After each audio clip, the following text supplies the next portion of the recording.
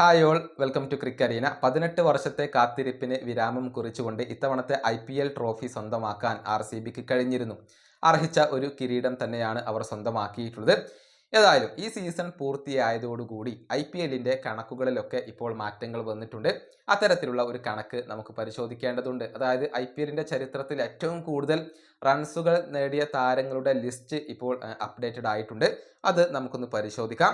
ഒന്നാം സ്ഥാനത്ത് വരുന്നത് മറ്റാരുമല്ല, വിരാട് കോഹ്ലിയാണ്. IPL ചരിത്രത്തിൽ ഏറ്റവും കൂടുതൽ റൺസ് ഉള്ള താരം കോഹ്ലിയാണ്. 8661 റൺസാണ് കോഹ്ലി IPLൽ നേടിയിട്ടുള്ളത്.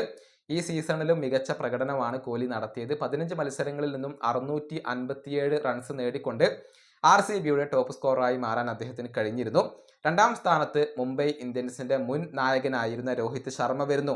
7046 റൺസാണ് അദ്ദേഹം സ്വന്തമാക്കിയിട്ടുള്ളത്. മൂന്നാം സ്ഥാനത്ത് ശിഖർ ധവാൻ ആണ് ഉള്ളത്.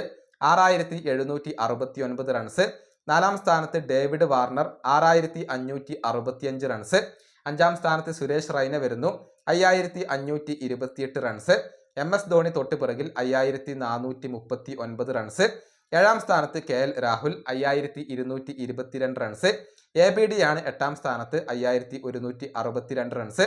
അജിങ്ക്യ രഹാന ഒൻപതാം സ്ഥാനത്ത് 5032 റൺസ്. ക്രിസ് ഗെയിൽ 10ാം സ്ഥാനത്താണ്. 4965 റൺസാണ് അദ്ദേഹത്തിന് ഉള്ളത്.